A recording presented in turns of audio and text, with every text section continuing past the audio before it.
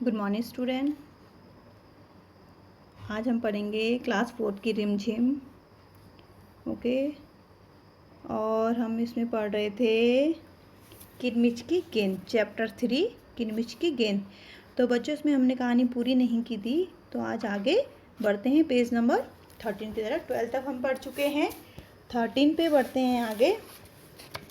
यहाँ पे है, तभी अनिल बोला, गेंद तो मेरी खो गई है। कब खोई थी तेरी गेंद? यही कोई 4 महीने पहले। तो वह गेंद तेरी नहीं है, दिनेश ने कहा। फिर वह मेरी होगी, सुधीर ने तुरंत उस पर अपना अधिकार जताते हुए कहा। वह कैसे? दिनेश ने पूछा। तू मुझे गेंद दिखा दे, मैं अपनी निशानी बता दूंगा। वाह, यह कैसे हो सकता है? दिनेश बोला। गेंद देकर निशानी बताना कौन सा कठिन बात है? बिना देखे बताओ तब जानूं। तभी ऊपर से दीपक उतर आया। दीपक अपना मतलब सिद्ध करने तथा अवसर पड़ने पर सभी मित्रों को मित्र बना लेने में चतुर था। गेंद की बात सुनकर दीपक बोला, गेंद मेरी है। कैसे तेरी है?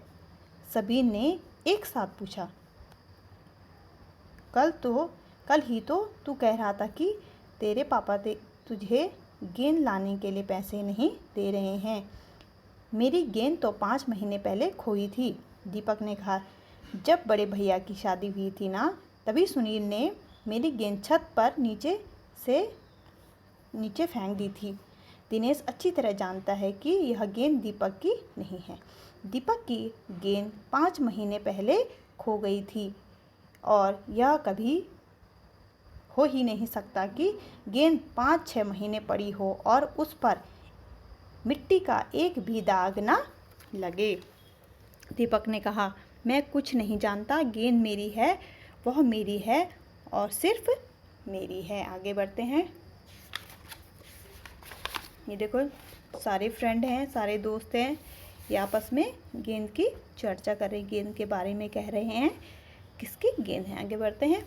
अरे जा जा, बड़ा आया गेंद वाला, क्या सबूत है कि यही गेंद नीचे फेंकी थी? अनिल ने पूछा। दीपक ने कहा, हाँ सबूत है, मुझे गेंद दिखा दो, मैं फ़ौरन बता दूंगा। दिनेश ने देखा कि झगड़ा बढ़ रहा है। गेंद हथियाने के लिए दीपक सुधीर और सुनील का सहारा ले रहा है। वह जानता था कि यदि गेंद दीपक के पास चली गई तो ये तीनों मिलकर खेलेंगे।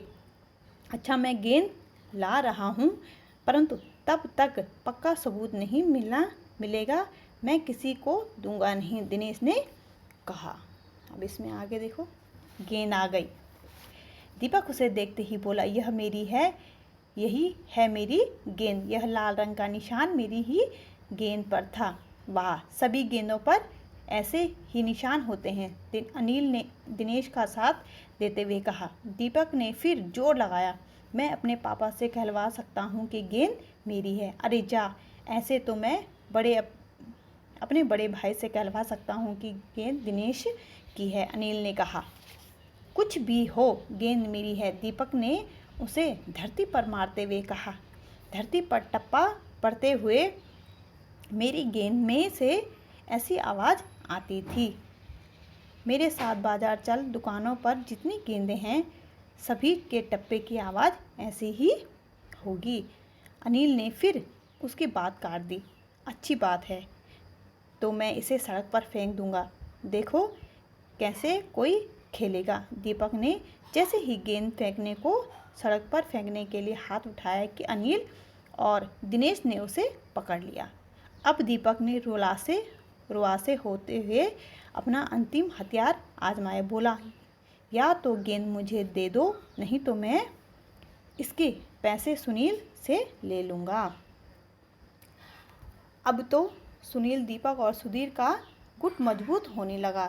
तीनों का ही कहना था कि गेंद दीपक की है और उसे ही मिलनी चाहिए। दिनेश तब तक चुप था। वास्तव में दिनेश का मन उस समय सबके साथ मिलकर उस गेंद से खेलने को कर रहा था। बोला, अब चुप भी रहो, झगड़ा बाद में कर लेंगे, अपने अपने बल्ले ले जाओ, पहले खेल लें। नेक्स्ट पेज की तरफ चलते हैं, पेज नंबर 16।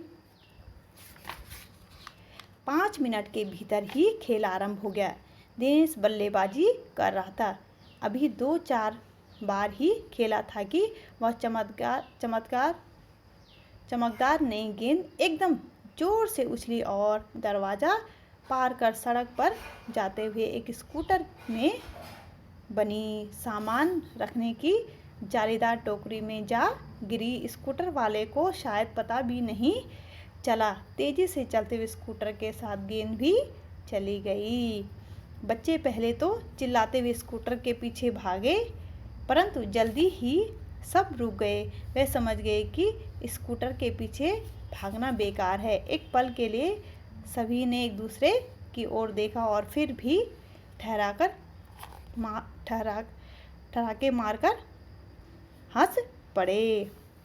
तो ये कहानी आपकी शांता कुमारी जैन की, और इसमें अभी क्वेश्चन आंसर नहीं करवाऊंगी। इसमें आपको दिए मैंने कठिन शब्द और उसके अर्थ। तो ये आज आपका होमवर्क है और इस कहानी को आप पूरी पढ़ेंगे, जितनी मैंने आप पिछले वीडियो में पढ़ाया था और आज के वीडियो में पढ़ाए हैं। और इस कहानी को अच्छे से पढ़ेंगे और मैं कल इसमें आपको क्वेश्चन आंसर दूंगी। और ये आपका होमवर्क है आज का।